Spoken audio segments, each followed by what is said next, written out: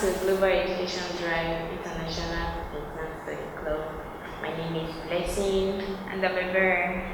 So in this section, you'll be listening to the last part of this listening test, and it's featuring from question number 31 to 40. So, and it's going to be a monologue in an academic context. It's like a lecture, like a lecturer lecturing students on a particular topic. So you're just going to listen attentively and grasp everything you need to get, because that's what's going to influence the questions and your answers. If you're looking at the question, it will pop up on your screen. So read the question and listen to the recording and answer correctly. You will hear a lecture about how the production of ceramics, such as plates, pots and glass, first began. First, you have some time to look at questions 31 to 40.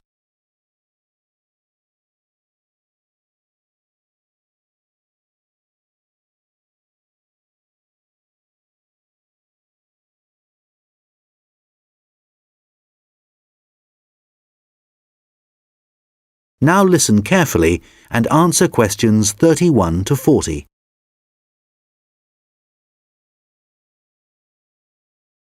Hi everyone. Today I'm going to be talking about the origins of ceramics.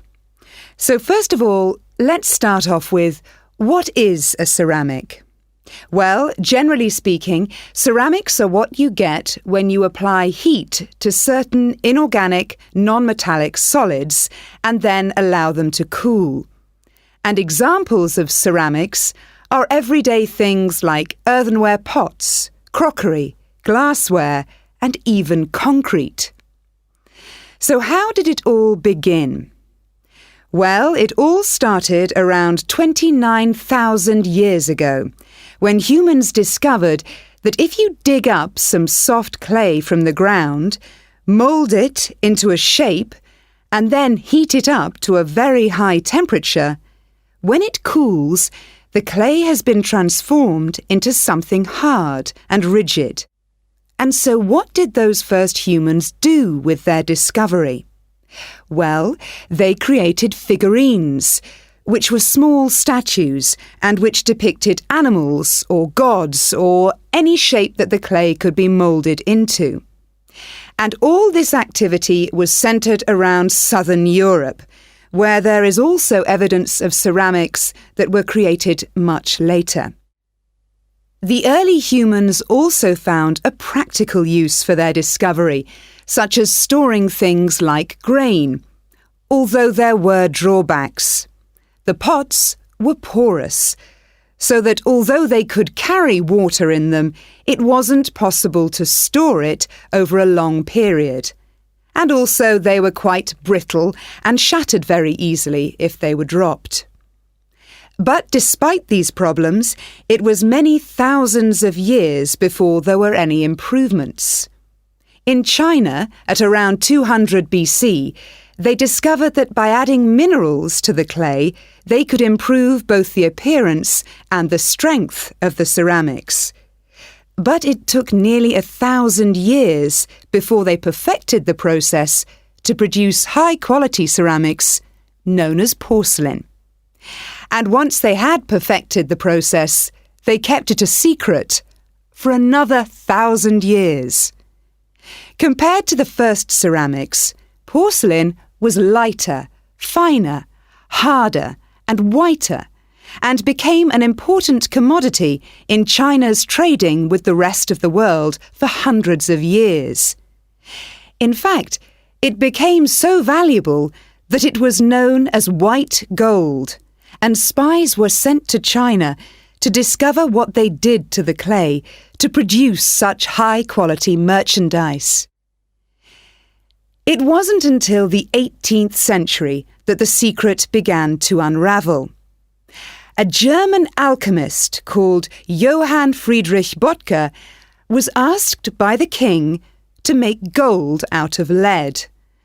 Unfortunately, Böttger failed to achieve this and soon gave up. But in order to please the king, he attempted to make high-quality porcelain. And after many years of experimentation, he discovered that by adding quartz and a material called China stone to very high-quality clay, he managed to get the same results that the Chinese had been achieving for the last 1,000 years.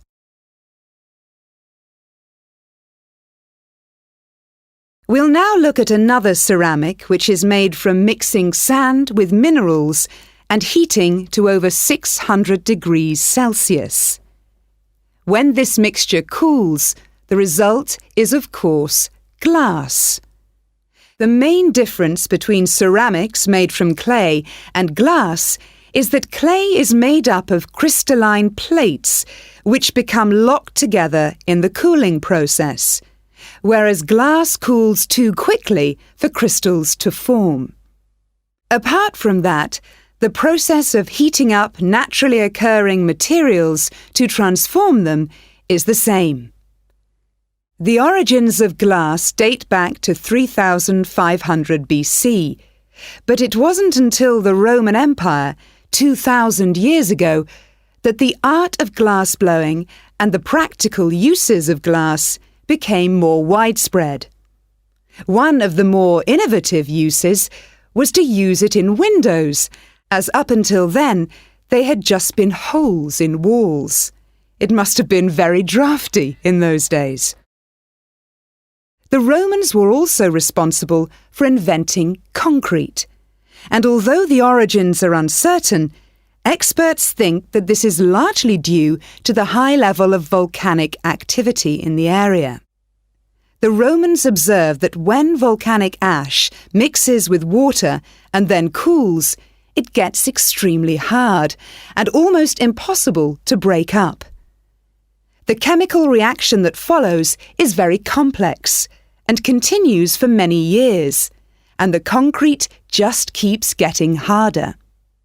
Evidence of this are the numerous Roman remains that are still standing, many of which are almost completely intact. One of the most important facts about concrete for the Romans was that it can be created underwater.